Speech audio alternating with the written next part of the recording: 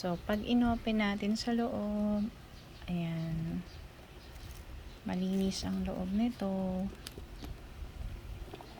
Meron siyang leather tag doon. Ay, may dirt lang siya dyan. Puti. Pulbos ko yan siguro. Pupunasan lang yan.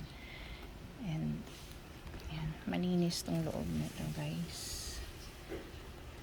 Nagamit ko na kasi ito for ilang beses lang naman. Then, nakatago lang siya. Okay. Yung ilalim niya. Ayan. Ganda-ganda niya.